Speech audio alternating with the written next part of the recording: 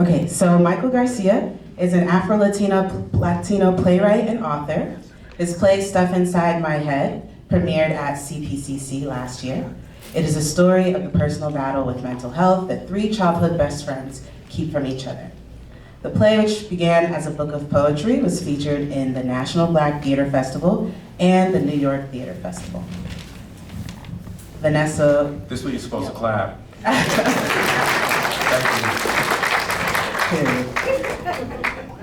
Vanessa Williams is a best-selling Miller. I'm sorry. Vanessa Miller is a best-selling author, speaker, and playwright. She is the author of the Rain and Storm series, the Forsaken series, the Second Chance at Love series, and the Stand Alone Long Time Coming. She has won several awards, including the Red Rose Award for Christian Fiction. She has also been nominated for an NAACP Image Award in Christian Fiction, and her newest novel, The American Queen, will be out in 2 weeks on January 30th, 2024. Audience clap. Sorry about that. Okay, so my very first question is initial reactions to the film. What did you guys think? Vanessa. Well, as a writer, I felt that it was on point with the fact that a lot of writers tend to try to write to the market and to try to figure out, well, what's selling now? Let me write what's selling now, instead of writing what's within them and what's in your heart. Because I believe as a writer, if you're writing what's in your heart, that's going to be the best book you can produce. Now, the same way with him, how he had problems selling that book because he'd written several books and they made a point to say the books were good. The problem is you have to then find that market that is willing to buy those books, because there are a lot of good books out there, but nobody's paying them any attention because they're running to what is currently popular with the market and missing out on great literature. Thank you, Vanessa. I took a different approach to the film. I broke it down into structure, right? I looked at it from the perspective of I'm assessing this work of art. For me, the story is not a new one. But there was a classic structure where it had a definitive beginning, a middle, and an end. The inciting incident at the very beginning, when he was in that classroom, set the tone. This was a disappointed man and a frustrated man. And for me as a writer, or now a playwright, the audience must be drawn in. So I was drawn in from the very beginning, and that's what stood out to me at the outset. Then, as far as the story went, the hero's journey. The hero started off, there was a goal, there was obstacles in the way, trying to achieve the goal. Every time it looked like he was getting closer to the goal, something else came and snatched that away and made it even more difficult. And one of the things that stood out to me was the use of imagery. The juxtaposition of nature and beauty with chaos stood out to me. Because when you're telling these type of stories, like in my play, we embed some humor in it and imagery so that we soften the blow of life, right? Alzheimer's, the long goodbye. Yes. That's a hard one, though. Some of us have gone through that and understand what that's like. So for me, that was beautifully done. And then I'll end with this. At the very end, when he had the 3 alternate endings, what stood out to me was on that last ending, 65% of this audience laughed. If you have ever been ambushed, like I have, by the NYPD because I fit the description, that scene was not a joke or funny, but yet we are in a society that when we sit here in the theater and we see it, we laugh. What does that say? So that's my initial. And if you want to know more about me, you can follow me on Instagram at Michael Garcia, the brand. I keep all of my content current. The play is now contracted with Johnson C. Smith and NAPSE. We host a mental health workshop and the play in the evening. I got big plans. Well, thank you for talking a little bit about your work, because I kind of wanted to talk about both of your work and kind of jump from there. So you've both written works that I would say challenge stereotypes in their own way. American Queen, which is your book that's coming out, is set in 1865, and I would say that it goes against the ideas we have of people who were enslaved. It's about a woman who is freed and becomes a queen of her own land, essentially, in America. And it's based on a true story. True story. Right. And then your play, Stuff Inside My Head, is 3 Black men talking about mental health issues together, which we don't see. We're starting to see a little bit more on television, but we don't see enough of Black men, men of color, talking about mental health issues. So my question is, why was telling those stories important to you, for both of you? And do you think that Black writers or writers of color have a responsibility to challenge stereotypes in their work? James Baldwin said it is the artist's responsibility to challenge society. By nature, the artist is a provocateur. By nature, I'm supposed to disrupt. I just happen to do it through words or poetry. So from my perspective, you said, why was it important? Because it is part of the story. Every one of us here has a story. And as a writer, I have conversations with people and they build into the stories of life, right? I just happen to tell this particular story of 3 childhood friends in an apartment in Harlem. It is a universal message of the secrets that we keep that keep us from getting the help we need. I just happen to tell it from 3 brothers who are in an apartment. And I use spoken word poetry to do that within the dialogue. But it's a universal message. It's, to your point earlier, it's just another channel for me. And the way I look at the work that I do, ultimately, because of my background in education, it has a call to action. There has to be a definitive, you sit in the audience, you watch the play, you need to take action. That's why I wrote it.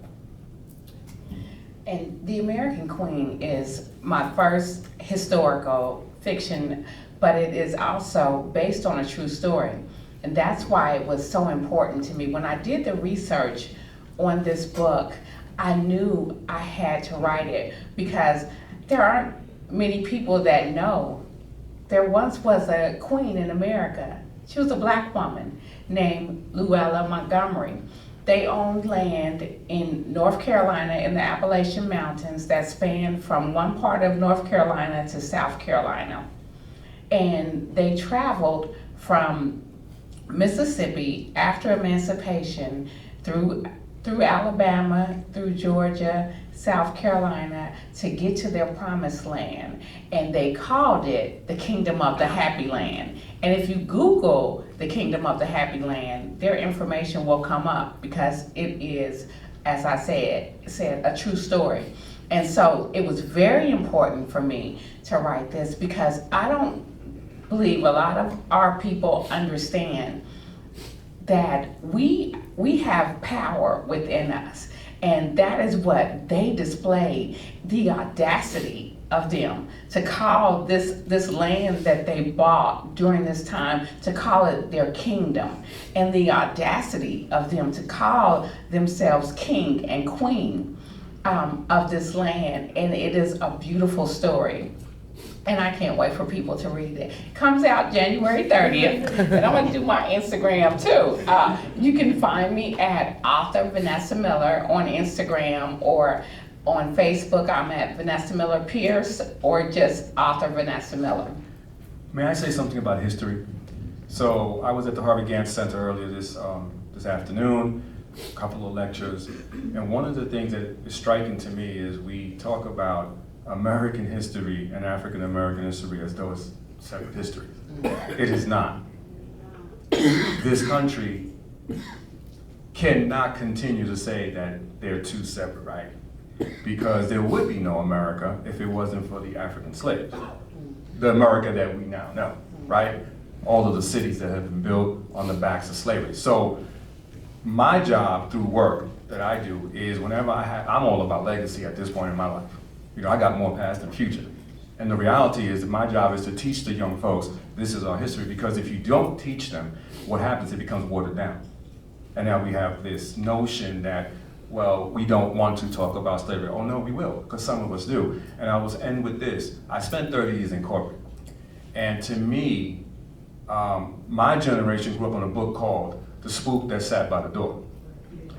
And that is a blueprint for those of us of color. I spent 30 years in corporate, and almost what was said in the movie, I learned everything that I'm doing now in those 30 years. We are part of everything that goes on in this country. We may not be acknowledged or given the opportunity, but if we utilize the tools that are there for us as creatives, as regular individuals who are going through their day by day, we can make a difference. Yeah, I think that's really powerful. And something that you both I think have alluded to, you talked about, having a call to action at the end of your work. You talked about, showing just the vast amount of stories there are in this country. Something that I think about a lot when I watch a movie or I'm reading a book is always, like, who is the intended audience? Like, who is this written for? Or I'm always asking, like, was this written for me?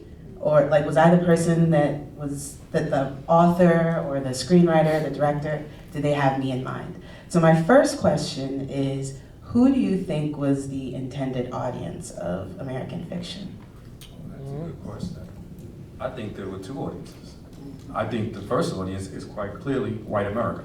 Yes. There's no doubt about that.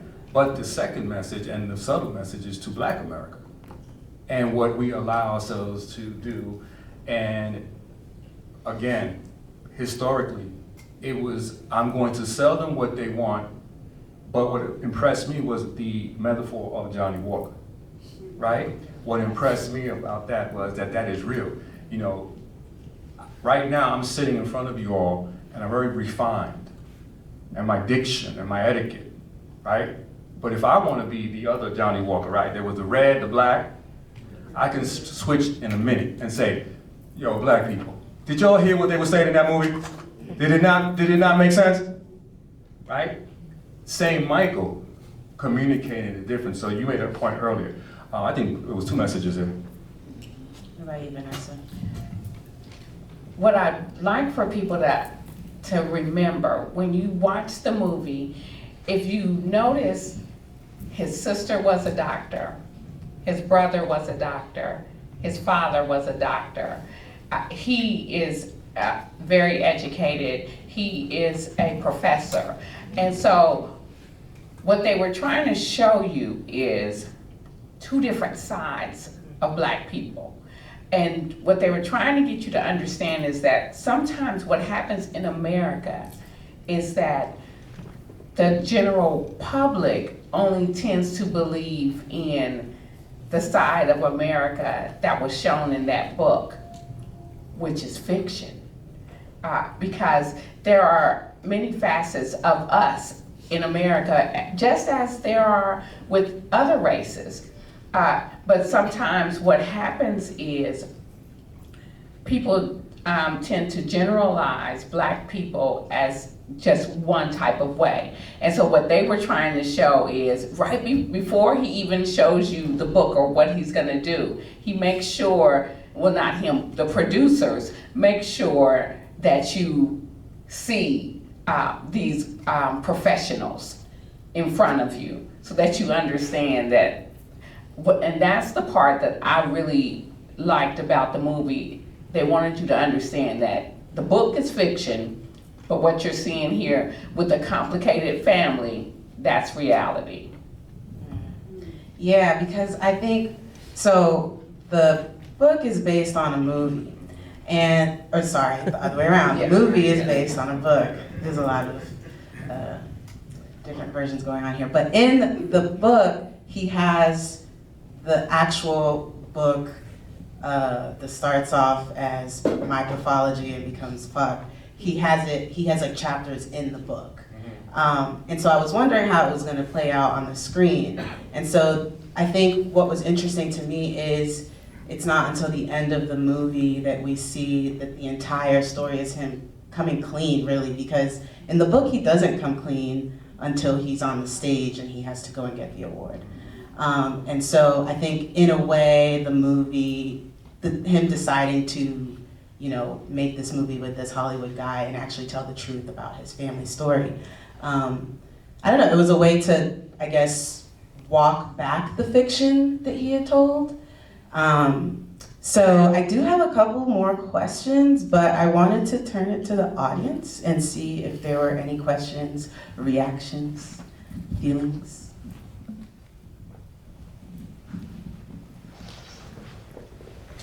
I'm coming. Thank you.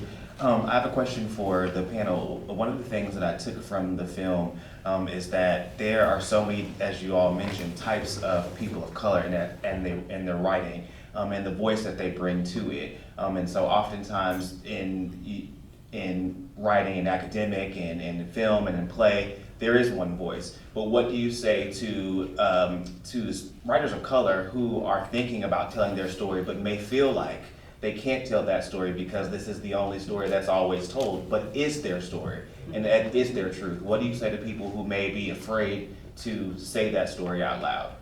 Don't be afraid. Tell your story. I would say tell your story, because to me, it boils down to the purpose of me writing that story. If my purpose is to get a random house deal, then I'm going to write one way. If my purpose is to tell my story and be authentic with it, it doesn't matter who pays me or who doesn't pay me, my story is written. My play has been done totally independent, but my script tells a story.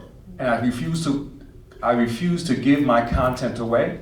I refuse to let anybody else write my story. So if you don't want my play, that's fine. I will put it on the stage myself. But I will never allow anyone not to stop me from telling my story. So again, what is your end goal? In my world, Michael, do you want your play on Broadway? Not really. I want people to make appointments with their therapists. That's my goal.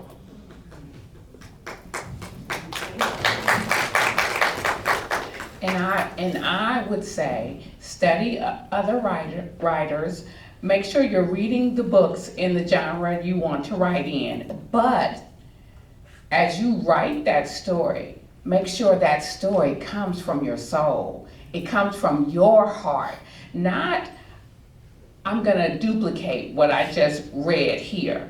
You want to write, and as you do that, that's gonna be the difference in what you write versus what someone else wrote, because we don't all have the same experiences.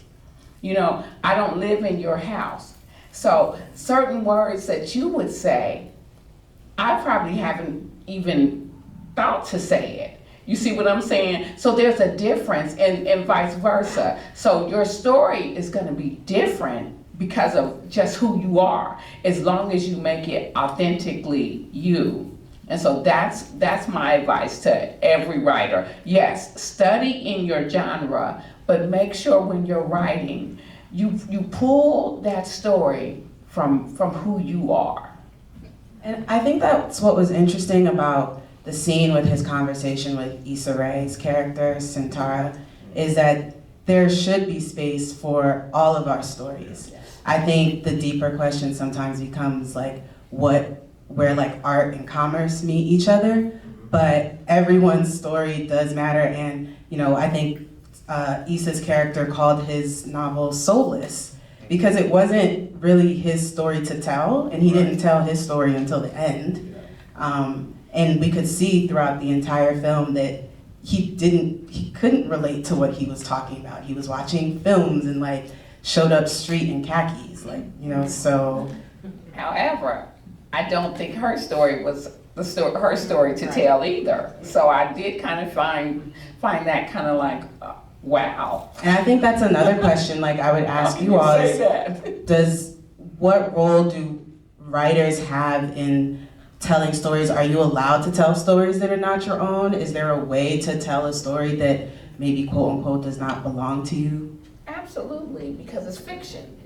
And if you're a fiction writer, you should be able to write a story. But what I'm saying is, just based on who you are, you're still gonna pull it from yourself, from what you know, even if you're writing a novel that you don't necessarily have that experience, just because of who you are, some of you goes into it. My perspective would be that it is the audience's responsibility to determine what part of the story is the author's and what part isn't, right? Because it is fiction. So we meet, we talk, we have conversations, we have acquaintances, we have experiences. A writer is gonna pull from all of that. As long, in my opinion, as you stay authentic to the story, let the audience figure it out. Because in my play, there's nothing in my play that did not happen. The question for the audience is, did Michael go through that? And that's what I got, right? That's the intrigue. That's what makes it authentic. I know there's more questions out there. I was gonna say, other questions?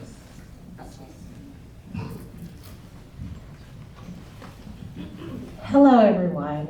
Thank you Hello. so much to Ms. Onifade and Mr. Garcia and Mrs. Miller for your participation on the panel.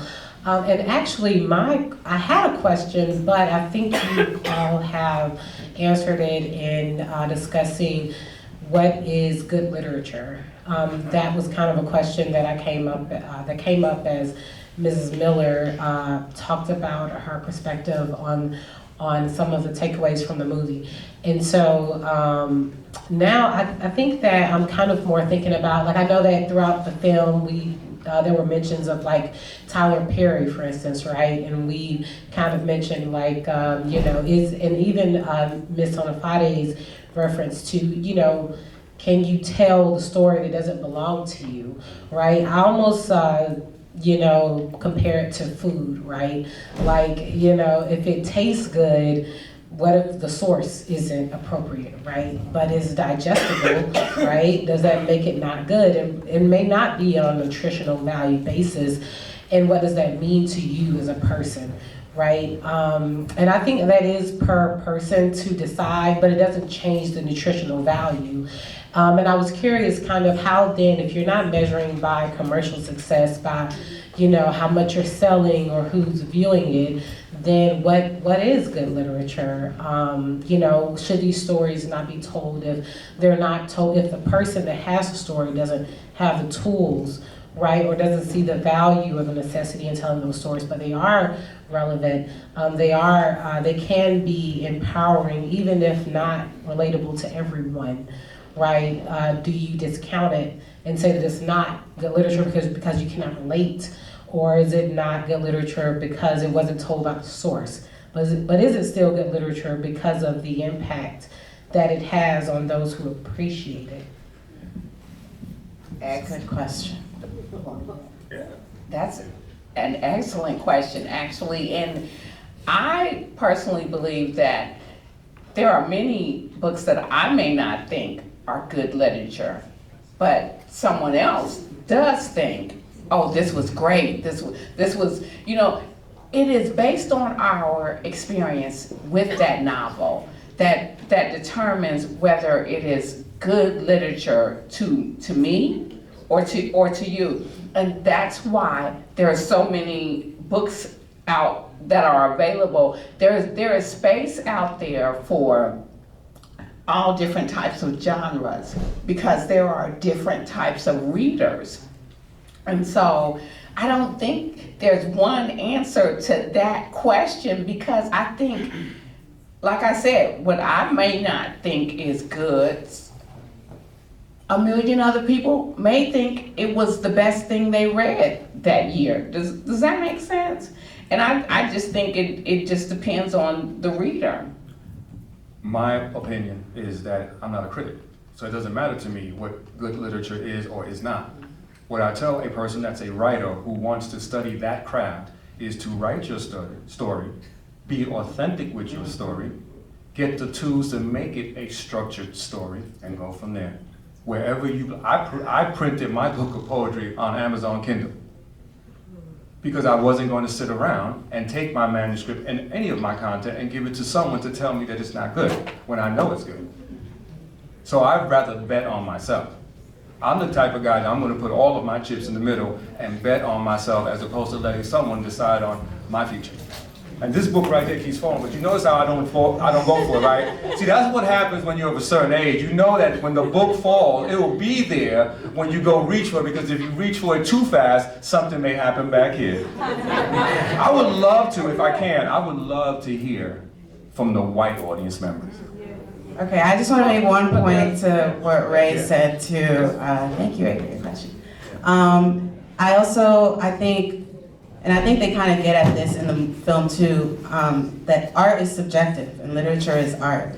I think I forget the name of the woman that he had a relationship with, but she was reading his other books and she was obviously an intelligent woman and she also had fuck, and it sounded like maybe she was kind of interested in it, you know? So I think too, when they sit down to go through the books, that's kind of the debate on what is good literature and what is art. I think it's extremely subjective. I think that we are also influenced by other people, and what other people think art is, a lot of times, is what determines art. But I think, you know, if you're in a classroom setting or something where you're going through a piece of work, good literature might be something that's well structured. It might be something that leaves an impact on you after you've finished reading it. It might be something that makes you think or made you laugh or left like an emotional resonance, you know? So, I don't know, I think that it could also be extremely silly and have no point at all and still be a piece of art. And so Michael had a very specific ask from the audience. Well, but There's a couple of she's questions. been.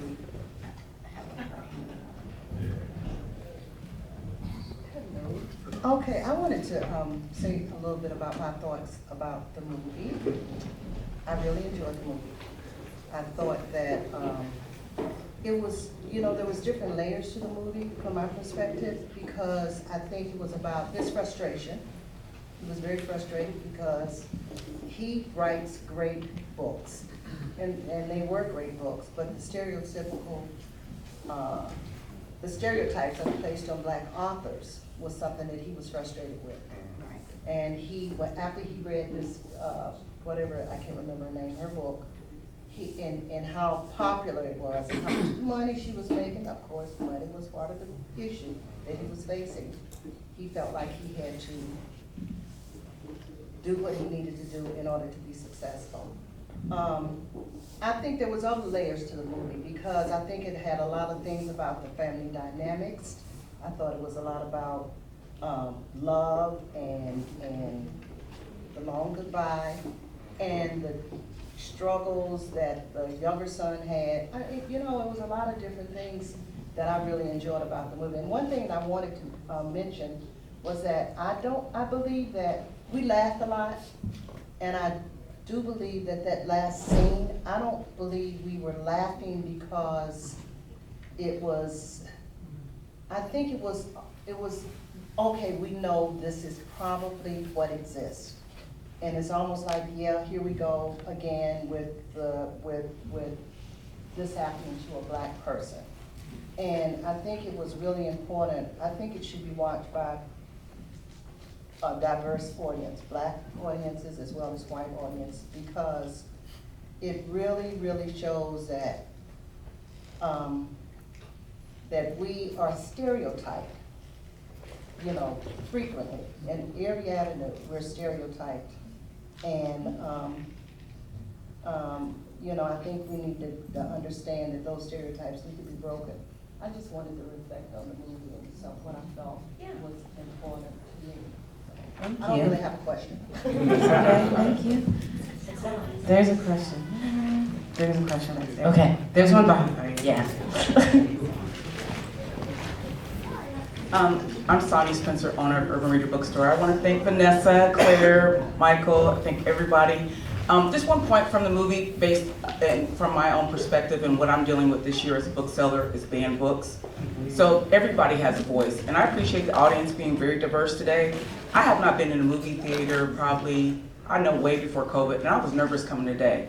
But I feel like I'm home, and thank you, Claire. Yes. And I thank everybody, and Vanessa, if anybody, she will be doing a book signing with the bookstore on February 3rd for The American Queen. And I also want, she didn't say this, but you was on Good Morning America, and you are nominated so far as a New York Times bestseller. Yes, ma'am. No, not on Good Morning America. They picked The American Queen as one of the 15 books to read in the new year. But you're gonna be number one. We hope and pray. We hope and pray. But where is your bookstore? Yeah. I am a bookmobile now.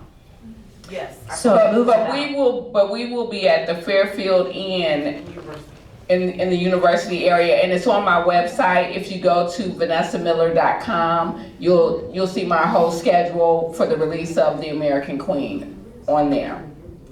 We have about 2 minutes left, so I'm gonna have Sam be our final question. But please feel free to continue the conversation in the lobby. We're just gonna have to clean and prep the space for our next screening after this.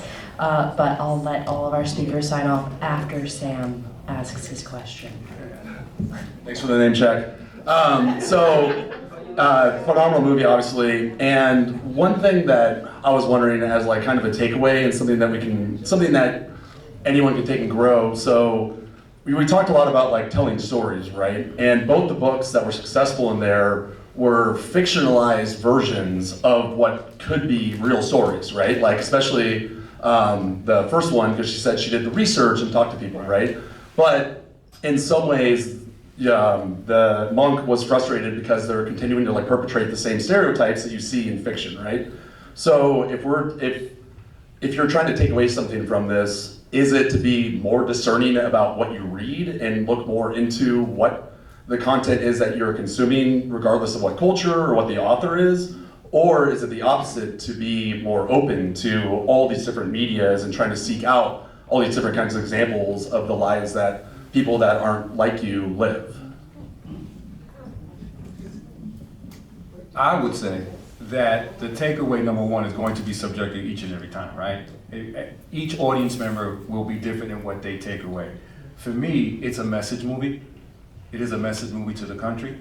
It is a message movie to Americans, right? All of us, because we have to coexist and learn from each other.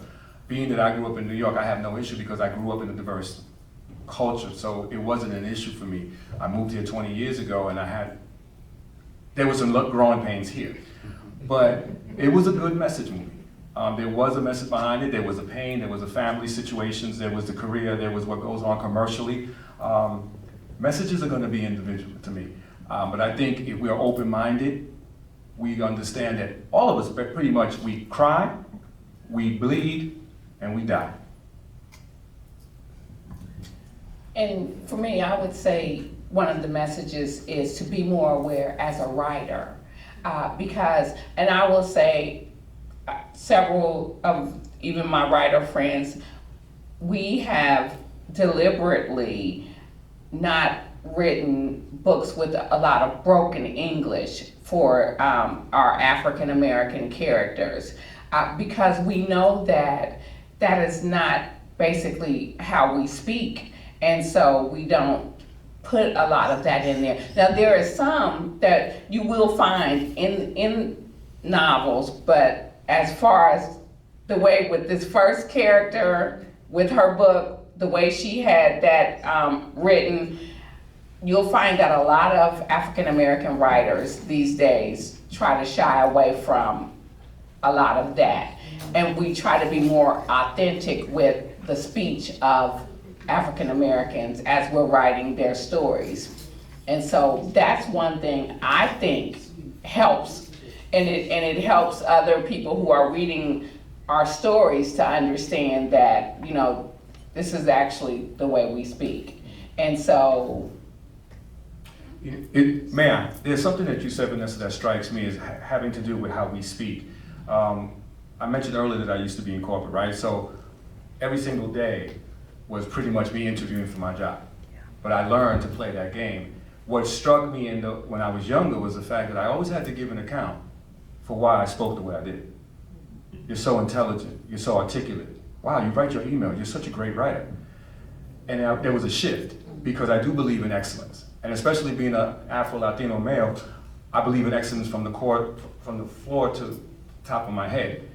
There was a shift in me where I would not apologize any longer, and I would say, yes, I do.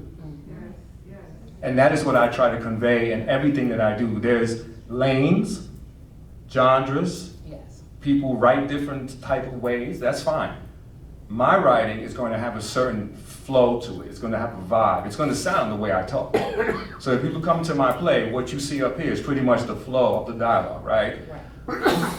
But I've learned how to navigate being trilingual, right? I can speak English, I can speak Spanish, and I can speak that other language too. And it all fits because Johnny Walker. There's 3 versions of that. So that's just a little bit about me. I just wanted to speak a little bit about language Mm-hmm. and the fact that we discriminate language. Slaves spoke that way because they were from Africa, they were from other countries, so therefore they had dialects.